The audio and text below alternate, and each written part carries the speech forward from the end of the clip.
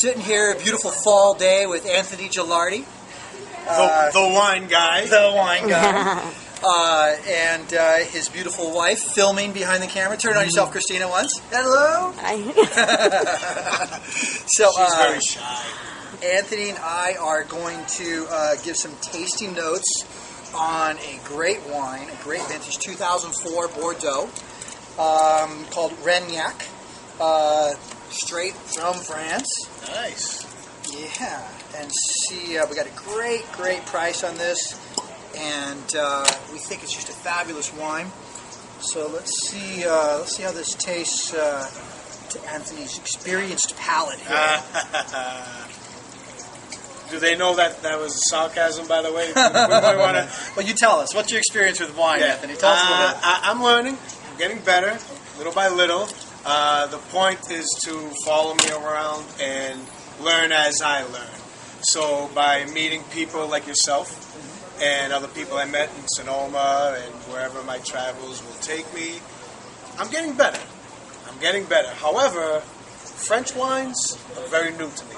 Yep. As far as imports, Italy, Argentina, a lot of Malbecs out of Argentina. Malbecs out of Argentina. Chianti from Italy.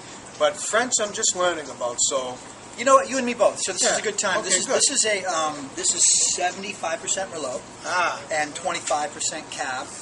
I actually was fortunate enough on my honeymoon to go to the Bordeaux region. Oh, really? Yeah, and this is a really good example of a Bordeaux wine, I think. I know, it's all about local, and here we are in Sonoma Valley, and we're promoting a French Bordeaux. That's okay. But you know what? It's a really great wine, and that's what it's ultimately about, is having a great wine. So, cheers, first of all. Cheers.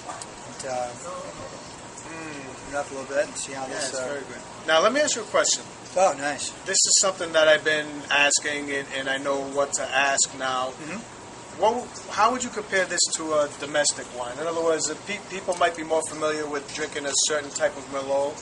How would you compare this to a domestic wine so people would know, Well, I don't know. I don't know. Actually, French wine is really new to me, but I think in Napa, which is the Bordeaux, real prominent Bordeaux region in the United States, they're known for really big, bold fruits, right? And so, whereas in my understanding, a lot of people are going to probably write in and correct me, in Bordeaux, it's a lot more subtle and smooth and balanced. Where you're going to get a lot of that up here, so I don't want to say like these aren't balanced up here. Right, I understand. But I don't know. They make them a lot lower alcohol. What is the alcohol, Anthony?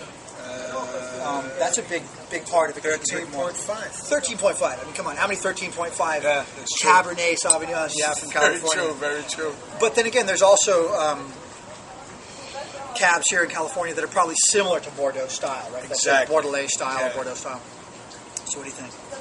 I love it. It's fantastic. It's really, really good. See, I always used to shy away from Merlot and cabs, to tell you the truth.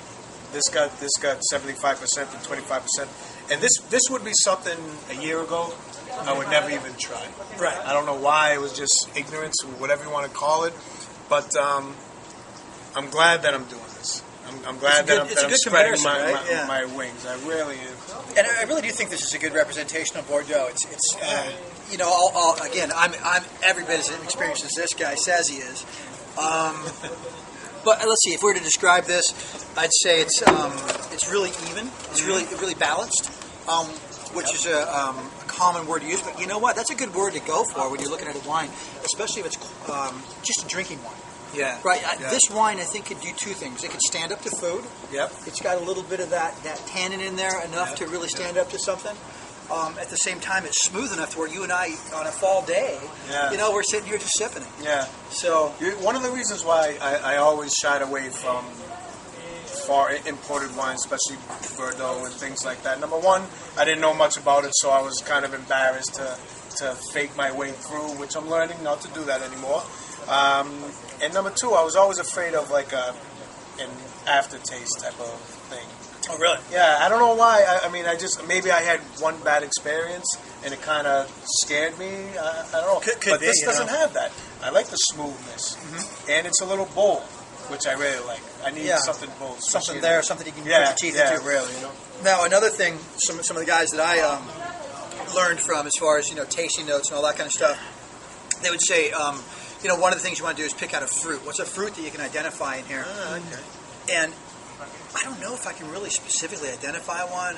I know one that's commonly referenced for Cab. I don't know about Merlot. Is Cassis, but I don't have I need to have a cup of Cassis. Cassis, right? Well, here's Cassis. So I don't know. I mean, well, which means that it's it's subtle at best, if it's even in there. You know what I mean? This is really nice, Christina. I'm going to get you a glass. She has to sip some of this. Should I stop this? Sure. Christina, I think you got to try this. You got to try this. Christina has similar tastes as I do, but we'll see. Thank you. Yeah, try that. You're going to see the camera. She's going to get some interesting notes. Isn't that nice? Good, right? Love it. Yeah. You see how that's smooth. That's what I was saying. That's exactly what I'm saying. So a second ago, Christina had our chef's white lasagna. Sunflower Caffe. We're at the Sunflower Caffe. Oh, this goes good with that.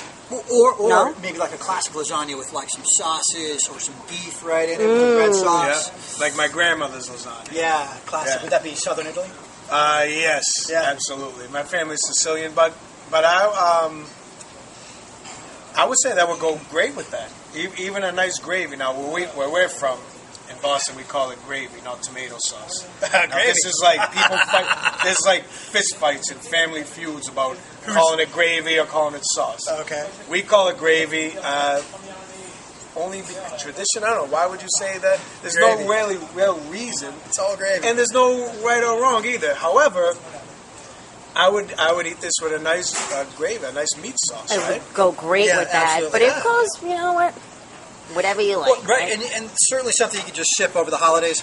So I think wrapping up here, the bottom line is, my opinion is that this Reignac Bordeaux, 2004 by the way, so it's already softened up a little bit around the edges, right? It's not too harsh on the palate. It's really smooth and balanced again. It's just a fantastic wine at a fantastic value. Go to our website, you'll be able to check that out there and order some up for the holidays and have a good time. Cheers. Wait, one second. What is your website, by the way? SnobbyAssWineClub.com. SnobbyAssWineClub.com? Yeah. We'll shorten this in the future. But as of now, SnobbyAssWineClub.com. Snobby Ass Wine Club. I love that. SnobbyAssWineClub.com. Bang. Wine guy. Beautiful.